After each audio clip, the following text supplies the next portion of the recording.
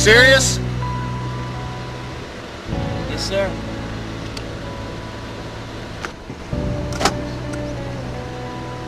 All right, get in.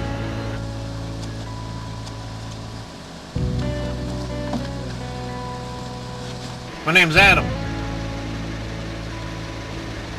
James.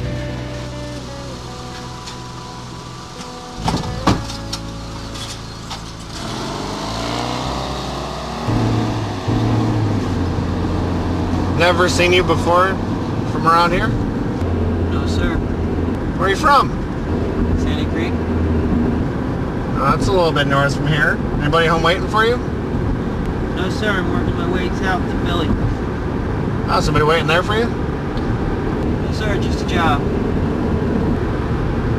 Maybe we can help you get a little farther along when we're done. Doing what?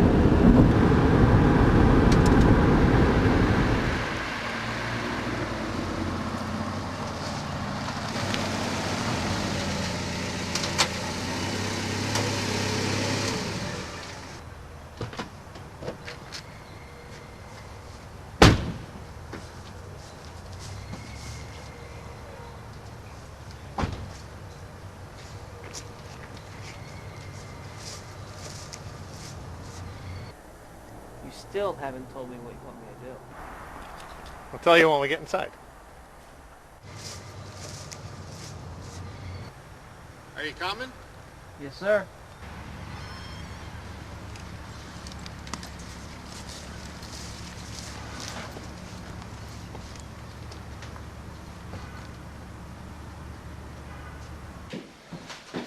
You're married?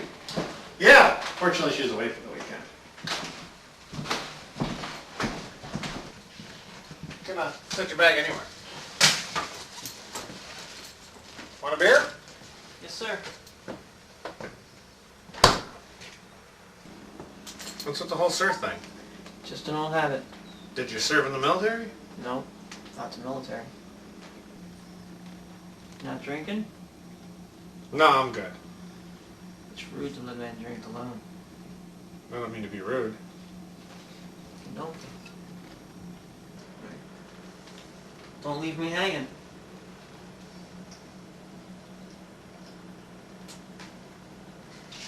Yeah, sure, I'll have one.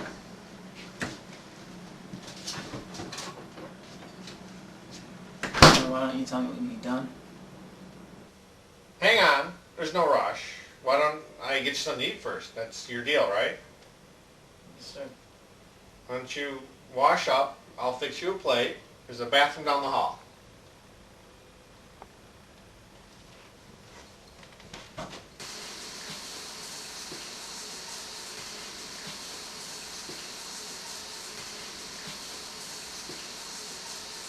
If you need to shave, there's razors in the cabinet.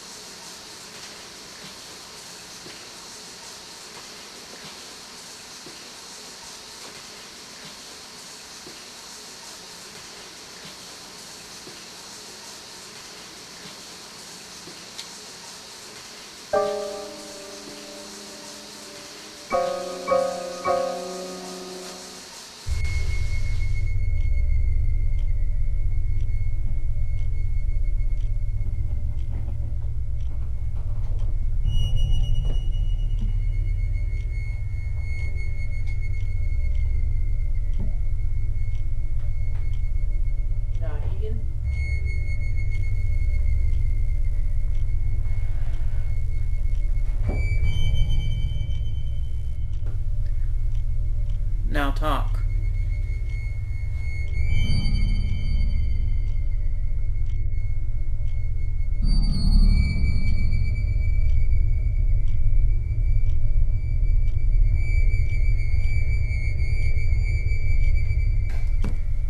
There's a dead man in the basement.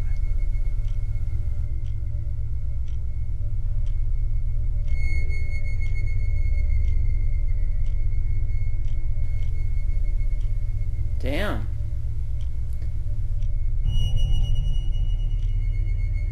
You killed this guy? It was an accident. Doesn't matter if he's dead.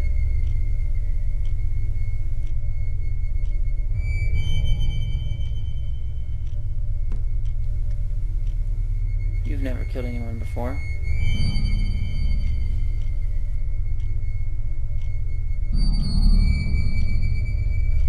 No. That wasn't a question. Have you? Is that why you picked me up? You figured that I was some kind of lowlife with a criminal history, one who wouldn't have a problem becoming an accessory to murder?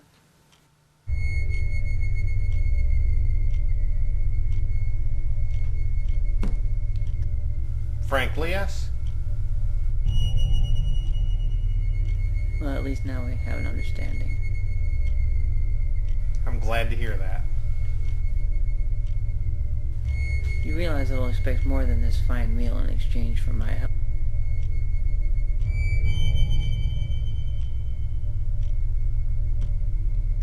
I assumed as much. That is why I withdrew $600 earlier today. What makes you think that's enough? I don't need you to kill the guy. He's already dead. I just need you to help me carry him out of the basement. That's it? You help me carry him from the basement to the garage. My wife's car is there. We put him in the trunk. After that, we step outside, leave in my car. I will drive you an hour south. I leave you a step closer to Philly and $600 richer. And an accessory to murder. Is that a problem for you? What if it is? Then you're free to leave. You'd let me leave knowing that you have a dead man in your basement? You don't know that there's a dead man in the basement. I have told you there is, but you don't know that for a fact. You haven't been in the basement. You haven't seen a dead man. No, I have not, but you have told me that there is, and that is enough cause for suspicion. Who would be suspicious? The police may find my story interesting enough to investigate. Do you really believe the police would be able to obtain a warrant to search my home based solely on the word of a homeless drifter with a criminal record? Are you willing to take that chance? Frankly, yes. Let me explain something to you. I won't pay you a dime for your silence if you leave now. No money in this for you unless you do the work. Is that clear? Sir. Once we are done and have gone our separate ways, I do not expect to hear from you again. Sir. Now you can walk out that door with your story, or you can leave here with the money. Which will it be? I'm not much of a storyteller, so I guess it'll have to be the money. Well, I'm pleased to hear that. If you've finished with your meal, we will get to work.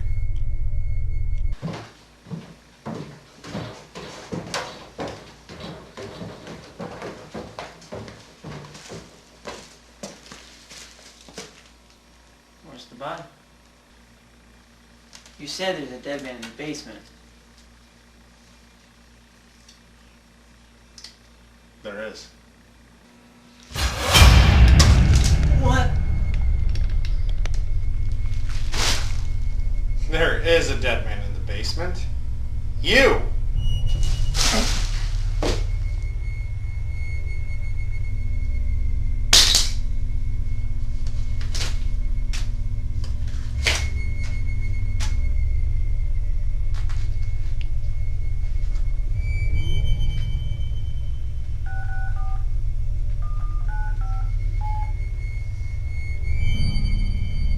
You can come down now.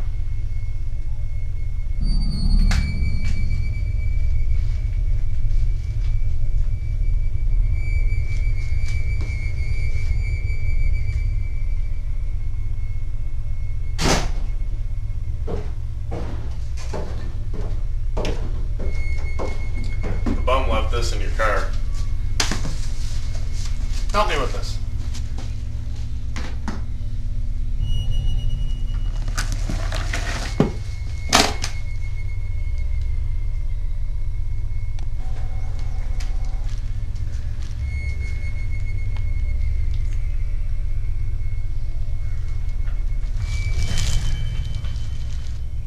Why do you put so much effort into killing a simple vagrant?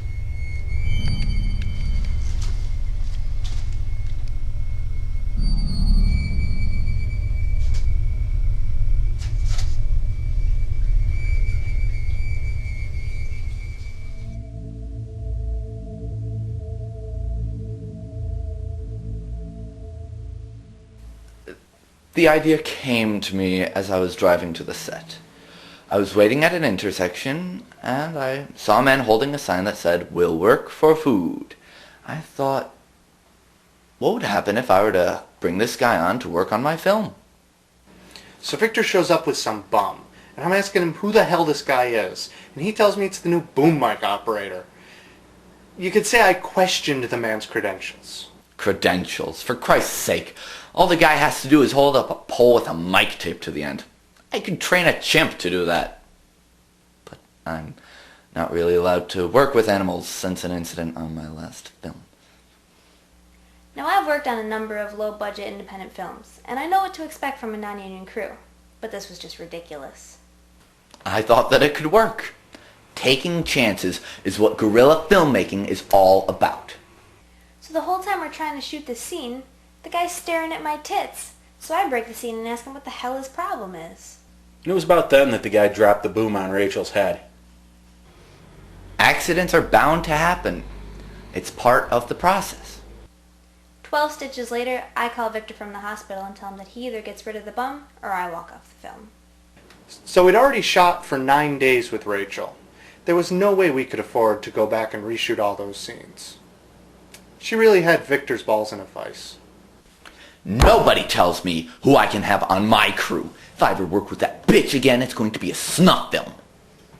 So Victor got rid of the guy. I don't think he even fed him. Yeah, I told the guy I was taking to Arby's, but I drove him off into the woods and left him there. It was Victor's idea. I told Victor the whole thing had been a bad idea.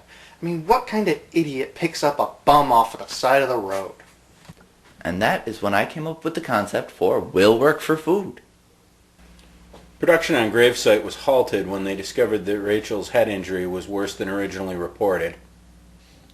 After they performed a CAT scan at the hospital, it was determined I was suffering from a concussion, which would explain why for a month I couldn't see the color green. So, having lost our lead actress, once again the cast and crew were left with their thumbs squarely up their asses. It was then that Victor decided to spend Rachel's recovery time shooting his short film idea. I was happy that we were getting back to work. That was until Victor told me who he cast as James. I wanted a sense of realism. And that's when the bum came back into the picture. Victor told me to find the bum. I spent the better part of the day looking for him, and when I did find him, naturally he was pretty pissed. Fortunately, I had half a ham sandwich with me and was able to lure him back to the car. I threw the script together over the course of an afternoon. Then I called an actor that I knew that I could convince to work for less than scale. I was thrilled when I got the call from Victor. For a long time we'd been looking for a project we could work on together. I'd been stringing him along for years. I was also 2 months behind on my rent. Before we arrived, Victor told everyone not to let Frederick know he was working with an actual homeless person. I didn't want Frederick's performance to be influenced by any personal bias he might have against hobos. Frederick Swanson is a very skilled and talented actor. A professional like that would obviously know what he was working with. A genius. The man is a genius. I myself do not employ the method style of acting, but that man has made me reconsider the technique. I couldn't believe that Frederick thought that bum was a brilliant actor. He was completely dedicated to his role. The entire time I worked with the man, he never left character. In fact, I never even learned his real name. I only knew him as James. Don't think that I was ever told his name. I'm sure that I knew it. I just can't seem to recall it right now. I just called him dumbass. I never asked him his name. As a director, I prefer to keep some distance between myself and my actors. It's funny, but at one point during the shoot, I thought for a moment that maybe Victor had heard a real bum off the street to play James. Could that have been because he was relieving himself outdoors? Or that he would sleep under the craft services table? Or maybe it was just because he always smelled like shit.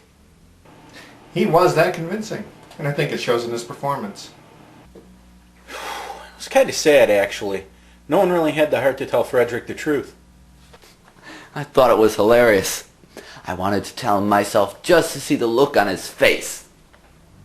I suggested to Victor that humiliating his lead probably wouldn't be good for his already poor reputation with actors. John was right. Anyway, we might have needed Frederick back for reshoots. Victor had Pete remove the bum from the set once his scenes were completed. That way, Frederick never got a chance to meet him out of character. I told him I was taking him to Denny's. Instead, I drove him off the set and left him in the woods. It was Victor's idea. Now, I'm not proud of what I did, but I'm not ashamed either. Yes, I would have liked to have helped the guy. But as an independent filmmaker, I just don't have the same resources as big studios. Had this been a studio picture, he never would have even made it in the film. Hollywood isn't willing to take the risks I do. Because I won't bow to the demands of studios, I am forced to make sacrifices. My cast and crew work 12-hour days for little to no pay. We shoot without permits. I personally have to lie, cheat, and steal just to get my films made. But I don't care what it takes. In this business, the end justifies the means. Yeah. Maybe you should cut out that last part. We hope that you enjoyed this behind-the-scenes look into the making of Will Work for Food.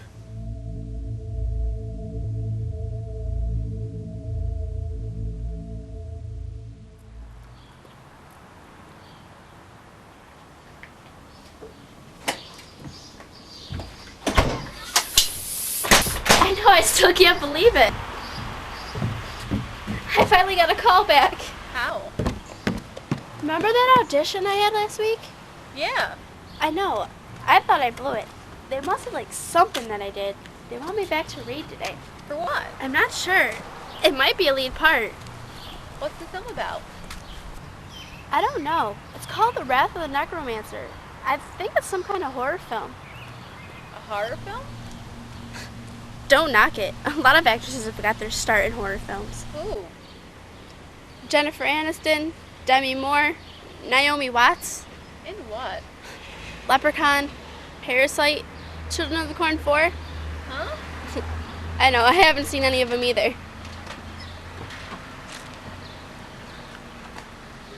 Joe, I gotta go. What's up?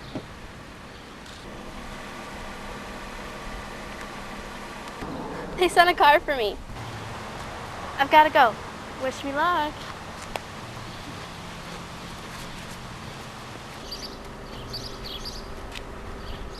Good afternoon, Miss Bellinger. Thank you.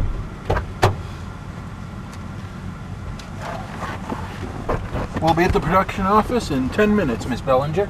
Thank you.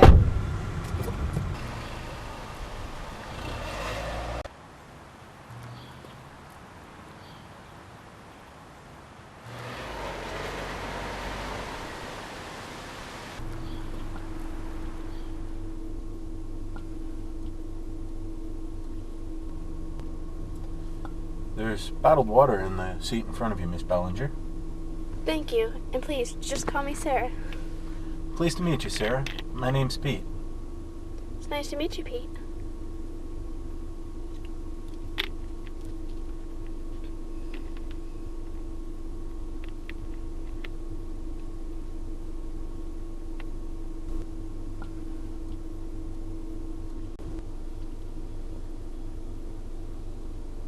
Nervous?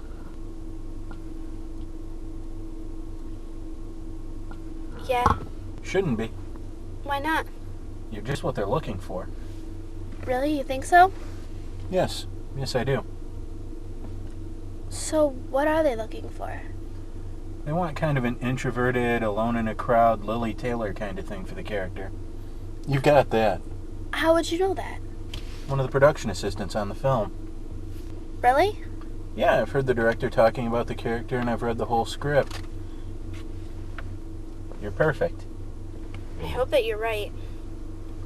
Don't worry. You'll be great. Glad you think so. Thank you, Pete.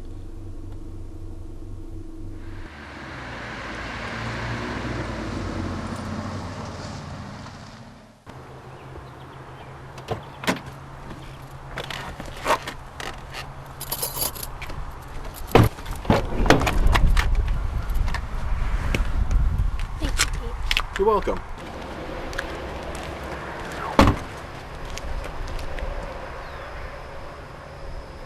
You'll be fine. Trust me. I will. Thank you. Wish me luck.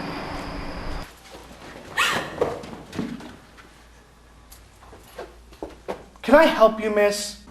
I'm here for an audition. You need to be in the casting office.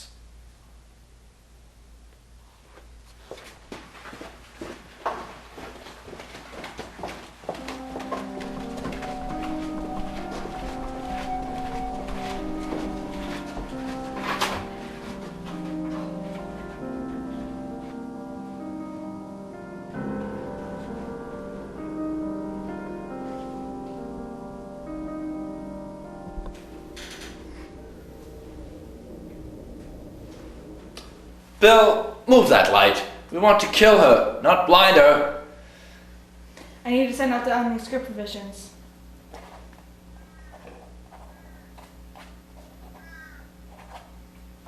There you go, dear. Kill me? Hi, I'm Victor Juliet, the director. You're Sarah, right? Yes. I saw the tape from your first audition and just knew I had to see you for myself.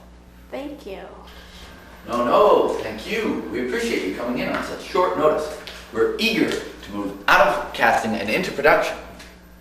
You said something about killing me. This is a horror film. Amber, the character we're considering you for, she dies. Quite horribly, in fact. It's a pivotal moment in the film. I'm sorry, I've never been in a horror film before. I hadn't thought about dying. Really? Never? No. Think of it. The character's death is the culmination of the actor's performance. It's the defining moment for a character in a horror film. These sequences are strung together to form the very structure of a horror film. Do you see the importance of death? Splendid! Now let us introduce you to our spot. Sarah, this is Bruce Hewitt. It's a pleasure to meet you. Hi. Bruce will be playing Simon Magus the Necromancer. He will be reading with you today. I'm sorry. I wasn't given a scene review, but if you have some pages, I could take a few minutes to learn them. That won't be necessary, dear. I will lead you through this scene. But won't I need to know the dialogue? Not for this scene. What kind of scene is it? A death scene, of course. It's the only true test for a horror film role. Come with me. You'll need to be shackled to the wall for this scene. I'm okay with that. Splendid. Now, in today's scene, Simon Magus kills the bound Amber by stabbing her through the heart with this blade. Now, naturally, we're only going to be using this for the close shots. For the wider shots and those in which you are to be stabbed with, we will use a retractable knife. Bruce will be using this one with you today. Any questions? Splendid. Mark, would you please help Miss Bellinger into her shackles?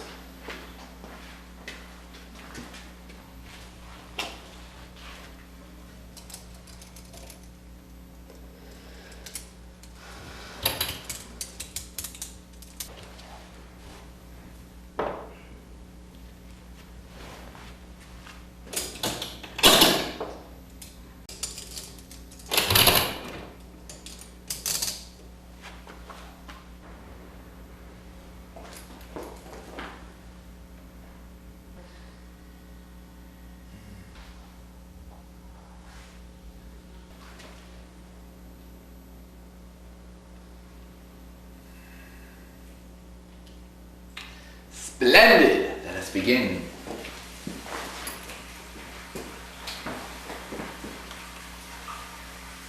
Actors to the set.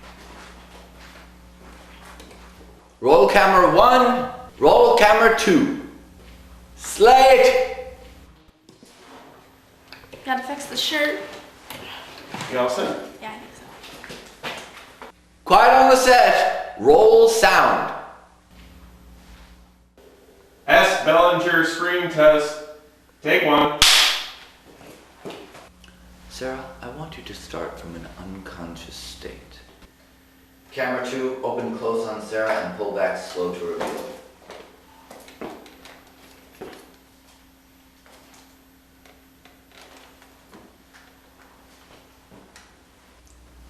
Return to close on her face. Get under her.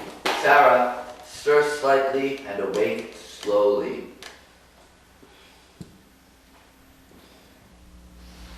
Get back in front of her and get close on her face as she raises it into frame. Sarah, you are only partially conscious. Slowly raise your head to face the camera. Go close on the shackles. Sarah, give me a tug on the shackles. Splendid. Now, go close on her face. Sarah, wake up. Pull back into a medium shot. Sarah, you are confused. You don't know where you are. Fear begins to build in you. You try to lower your arms. Sarah, look behind you. See the shackles. Realize that you are captive. Give in to the fear. Splendid! Camera 2, back in close. Sarah, you hear the door to the room open. Draw your attention to it. It is behind me to your left. Look to it. Camera 2, move out of camera 1's shot. Sarah, you watch in fear as the necromancer walks into the room.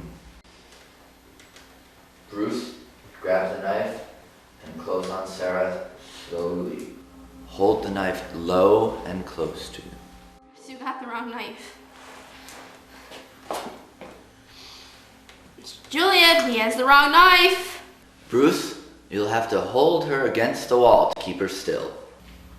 Bruce, you've got the wrong knife. Grab her by the throat. Camera 2, get this in a medium shot. Okay, that's it, quit. I cut. Strike her in the face with the back of your hand. Bruce, step back for a moment. Move in front of her and get in front of her face as she lifts it back up.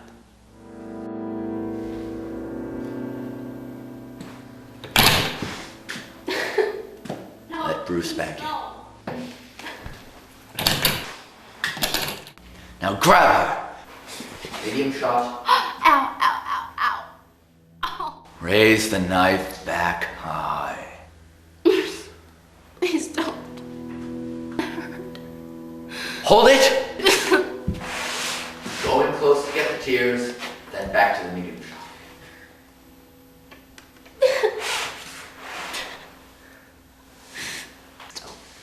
Don't. Now!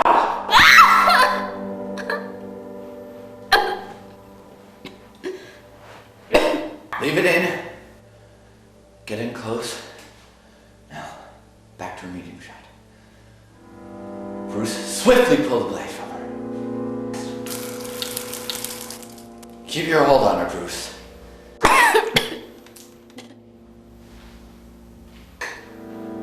Stay in close for the rest of the scene. Stay in there. Hold it.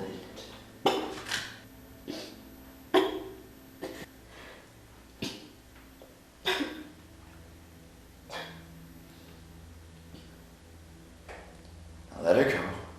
Step back. Damn.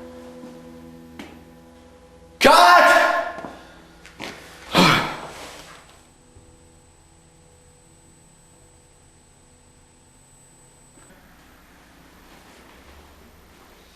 A splendid performance.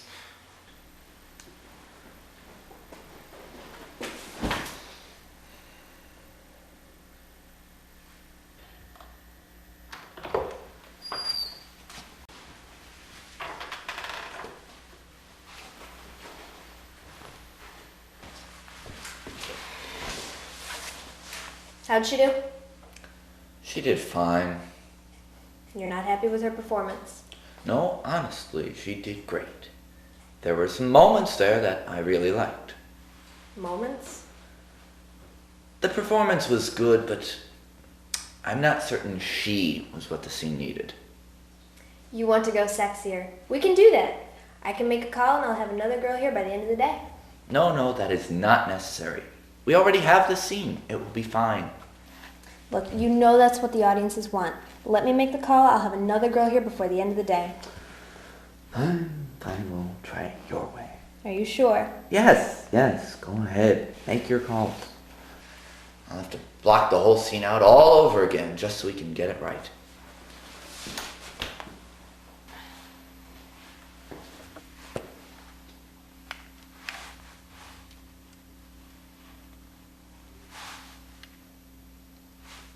Hi, Jennifer. This is Rachel. You read for me last week? But I know this is such short notice. Do you think you could come in for another reading? Perfect.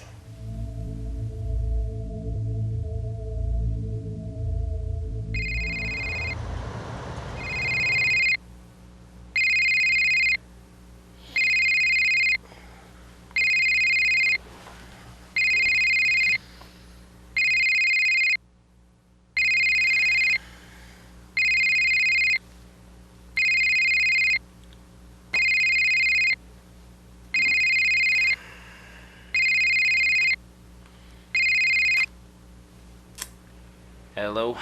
Bruce, What do you want? you need to come back to the production office.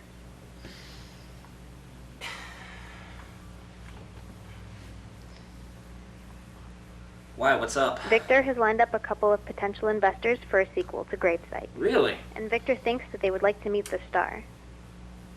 And when did you want me there? 5 minutes ago. But I'll settle for now. Don't worry, I'll be there as soon as I can. I won't. I sent Pete to fetch you. Yeah, when's he gonna be here? Now. I'll be there.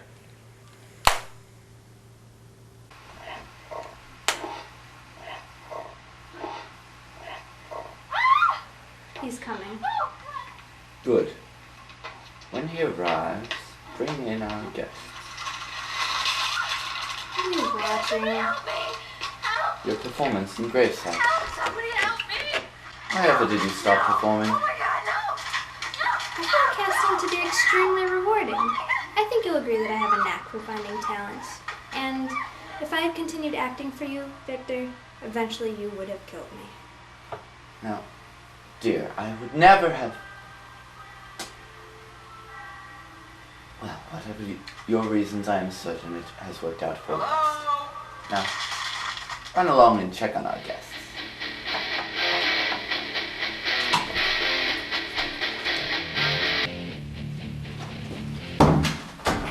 Let's get this over with.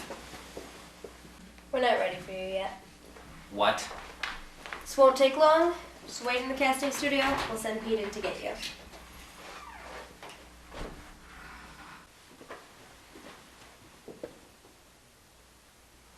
Whatever.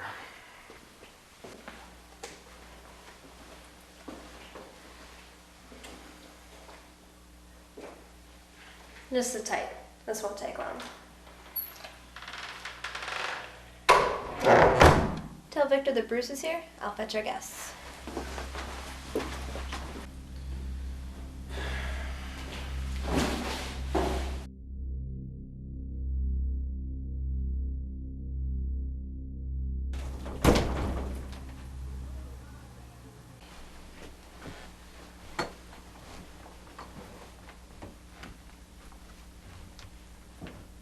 Gentlemen, I apologize for the delay. Thank you for your patience.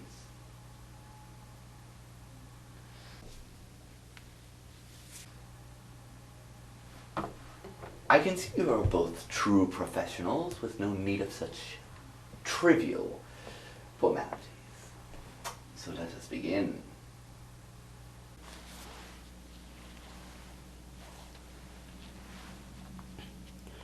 We have been instructed by our employer to provide you a demonstration of the product. Splendid. Prior to this meeting, you were instructed to provide a test subject for the demonstration.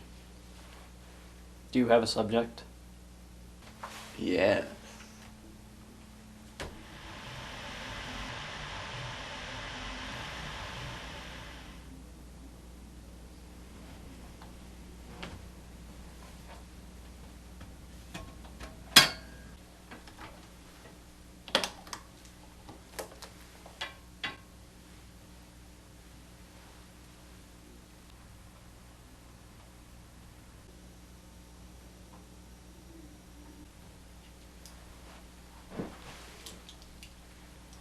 The product may be injected in or ingested by the subject. A transmission agent is required for ingestion.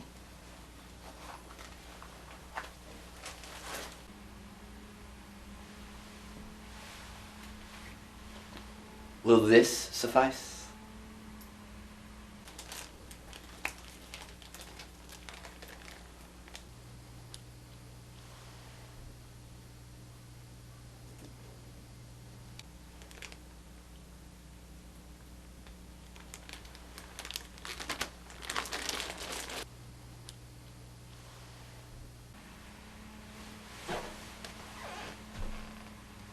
I've got this.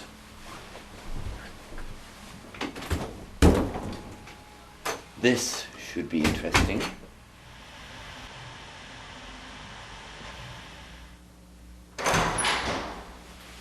Oh, hey, it's about time. Cool your jets.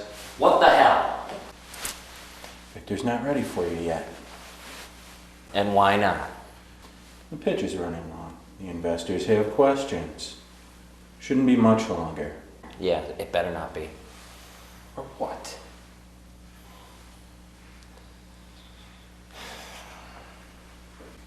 No. That's what I thought. Shouldn't be long now.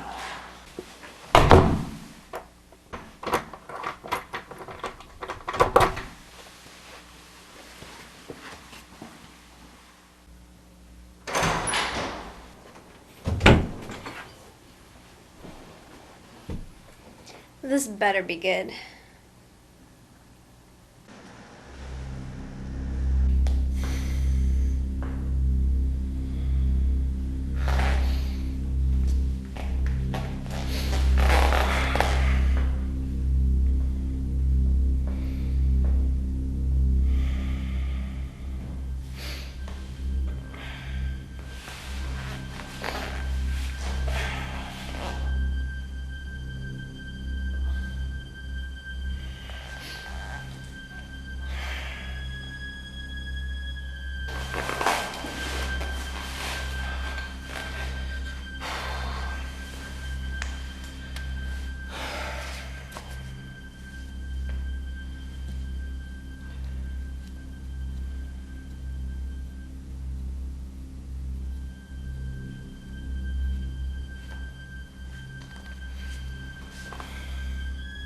About fucking time.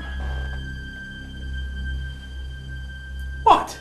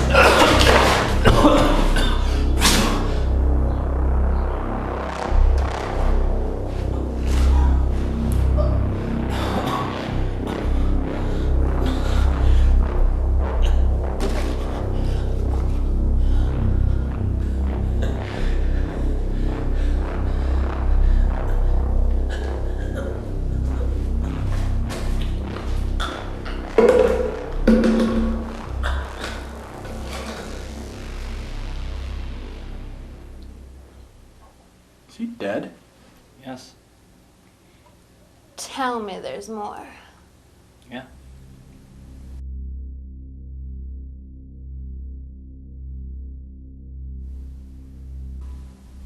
What's happening to his face?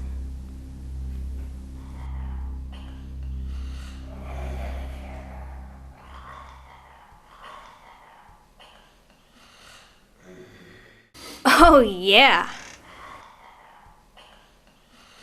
This is fucking great. What will he do now? It won't do anything more than this if left alone. If we were to send someone in there with it. Prior to the final termination of the subject's life functions, it will have expelled the contents of its stomach and the majority of its blood volume. Meaning? The subject is in a severely weakened state. Its body will crave nourishment. That desire, coupled with the damage that occurred to its higher brain functions due to the massive blood loss, often results in subjects attempting to eat people. Fuck yeah, do it, Victor. Throw someone in there with him. That would be fucking great. Maybe some other time. I believe I have seen enough to be satisfied with these gentlemen and their product. Where do we go from here? Our employer has instructed us to provide you the convenience of neutralizing and disposing of the test subject.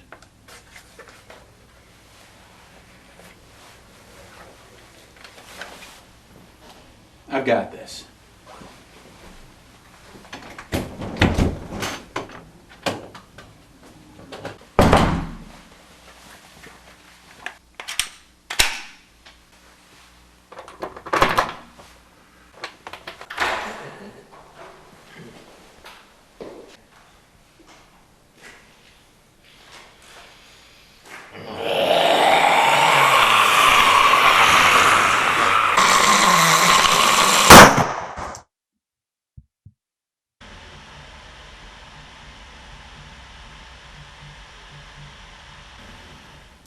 Splendid.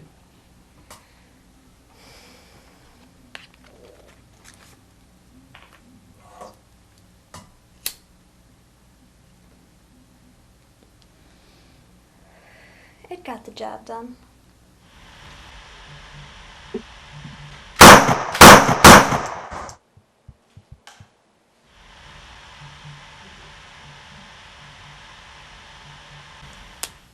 Gentlemen, let's make a deal.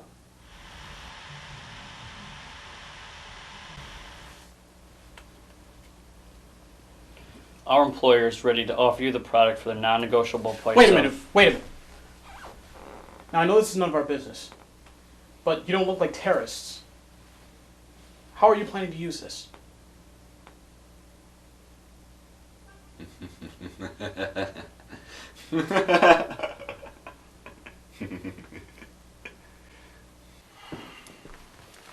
Gravesite 2, dead again. Scene 46, shot 3, take 1. Action! Damn it! What? One of these things bit me! Shit. You know what you gotta do. Stop trying to be so goddamn noble all the time. Oh, come on! I think I've got some alcohol in my bag. We can use it to We don't have time for this! They're coming! Run! Run! Cut. Splendid. Let's shoot the reverse. So, where's my zombie horde of extras? I don't know, I did a lot of work, a lot of Shakespearean stuff, and I did... Classic? Very, very classic. I did some Jerry Springer. That's overdone. I was the chair thrower. Oh, And that then explains so much. I've got the extra... That's a zombie horde of extras. That's only 2. That's all you asked for. I asked for 24. Oh.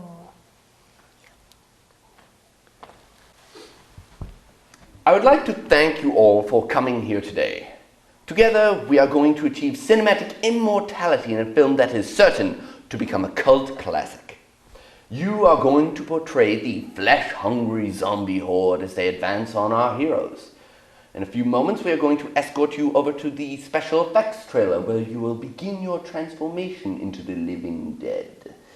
Until then, please, enjoy a cool bottle of water while you wait.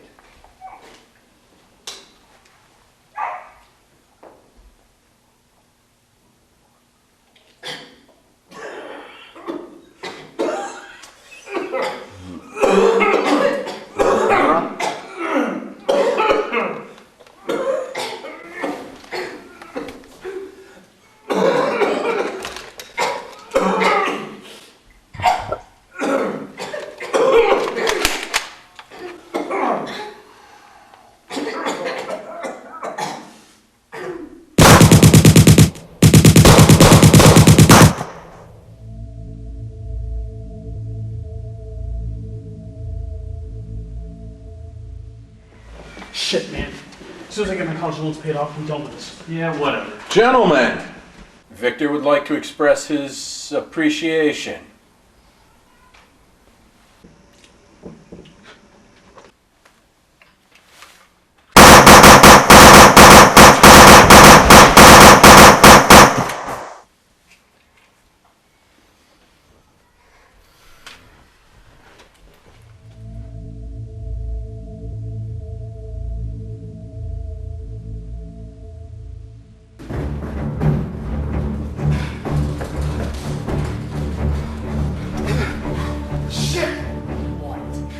One of these things bit me! You know what you have to do. Stop trying to be so goddamn noble all the time. I've got some alcohol in my purse. I can use it to clean a little bit. We don't have time for this! They're coming! They're here! Go! Run!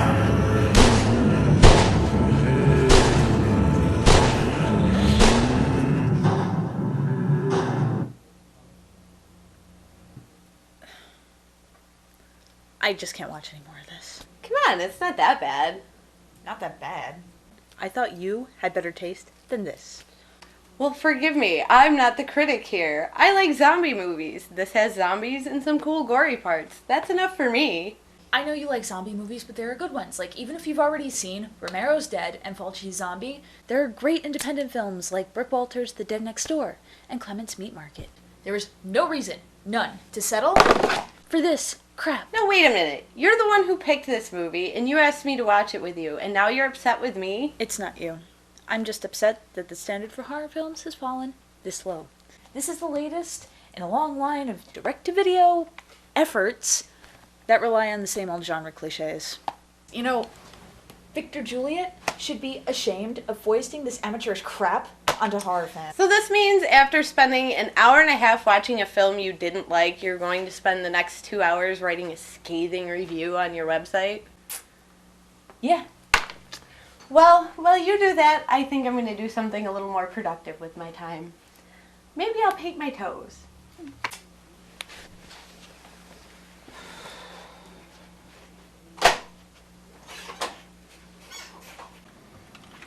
Last year, writer-director Victor Juliet achieved some critical acclaim for his zombie horror film, Grave Sight. Though complete unto itself, Fright fans have eagerly awaited a sequel. Grave Sight 2, Dead Again, will hopefully remind viewers of the old axiom, be careful what you wish for.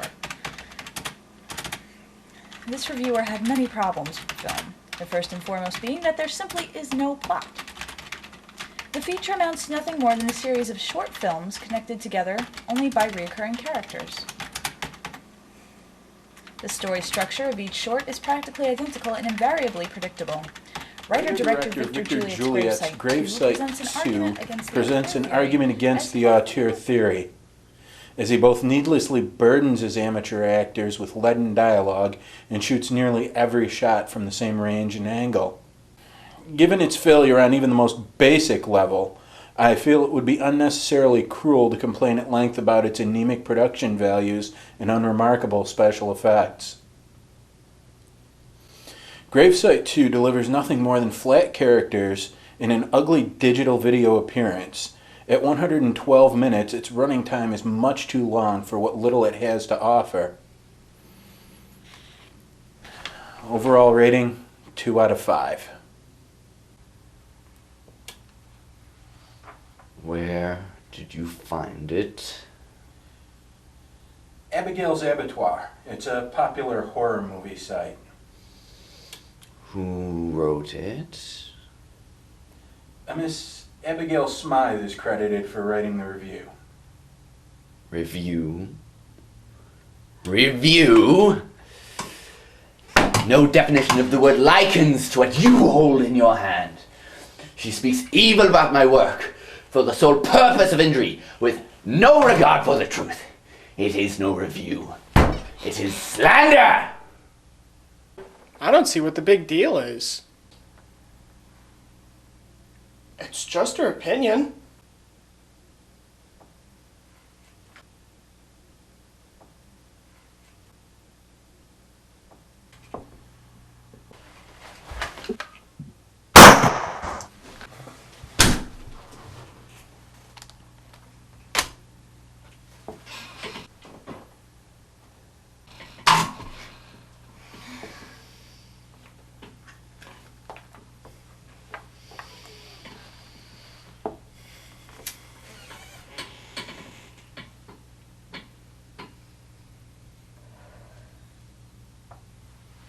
Victor, let me handle this.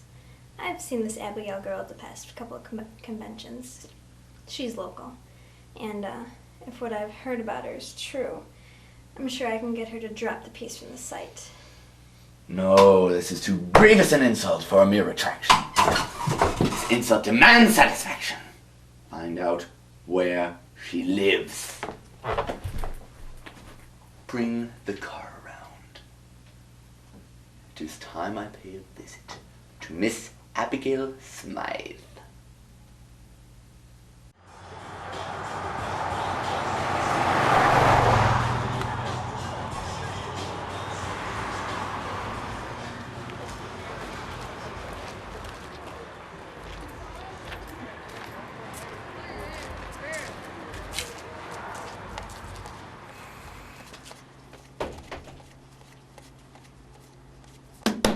Oh, hey, Jeff. What up, Ed? How you doing? Beat. I just came back from the Cinema Wasteland show. Oh, yeah? Cleveland, Ohio. Man, brutal 6-hour drive. Oh. Hey, is Abby here? Yeah, Abby's sweeping up in the back. I got something for her, man. Is it cool I go see her? Sure, go on in. I'm gonna lock up on my way out and have fun. Yeah, I can do that. Thanks, man. Hey, thanks, dude.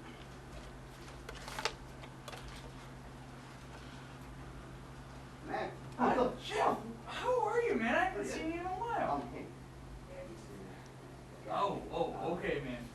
You go right ahead. I'll see you later, okay? We'll catch up.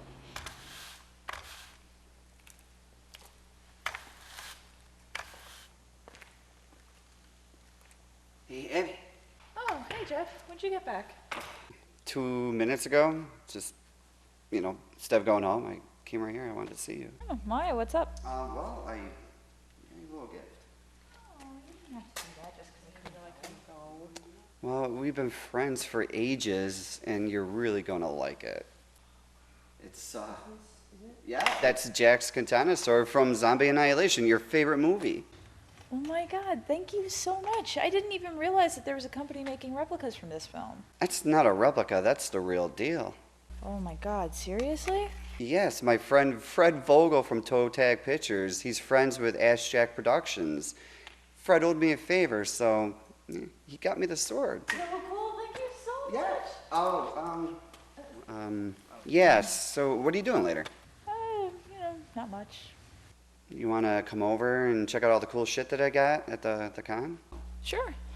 I can be over there in like 20 minutes. Cool, so let me freshen up. It's been a long 6 hours, and Ed, he locked the front door. Oh, that's okay. You can get out through the side. That's cool? Yeah.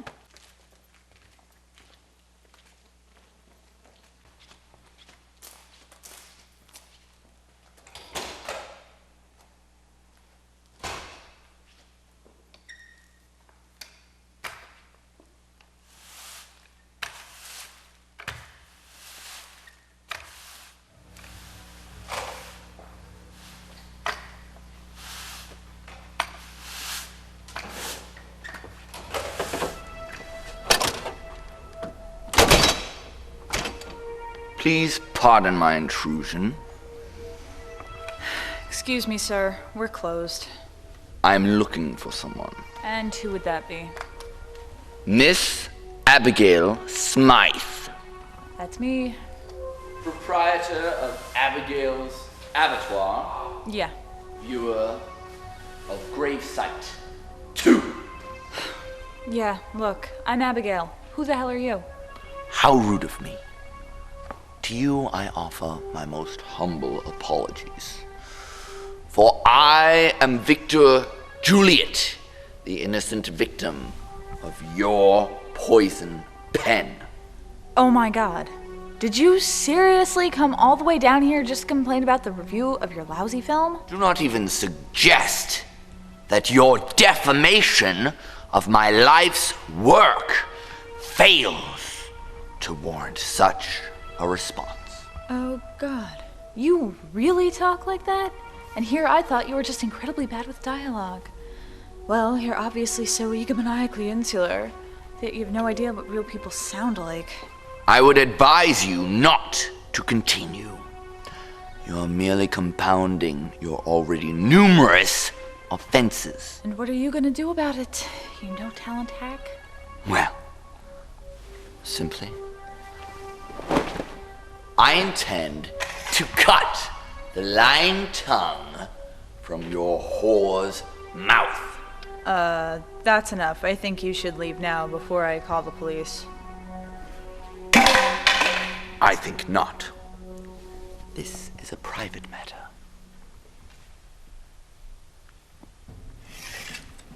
Fuck you. Fuck you?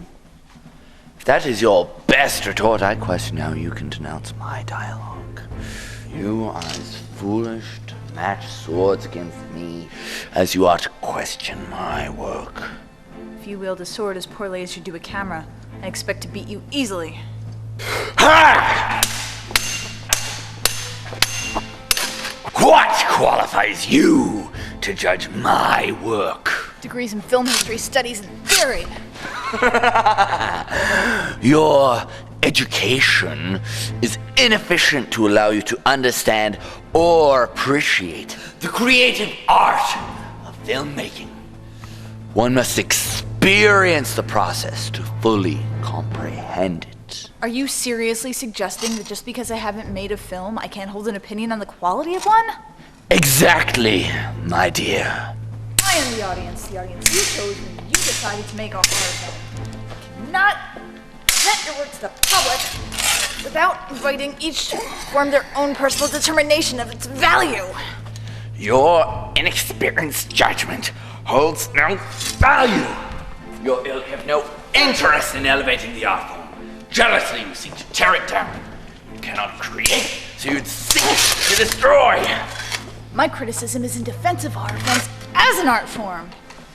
It's your work that discredits the art. Your unnecessary remakes, revisions, and reimaginings reject. I re-examine common themes under the light of a new era. You seek to profit from the recognition value of another artist's work. No, it is your sin. You can only attract the attention you most desperately seek by making faceless attacks against my work. Without me to feed upon, you cannot live. You are like the parasite that consumes the host. Without me, you are nothing. I am your Alpha and your Omega. I am your beginning.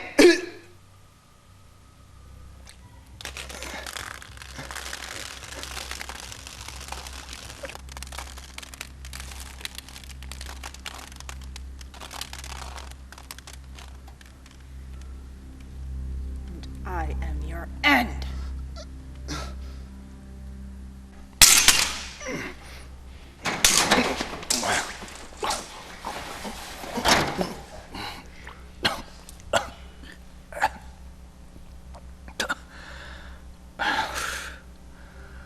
I fear not death, for by the virtue of my art, I am immortal. It is the indelible mark which I leave. What will be yours?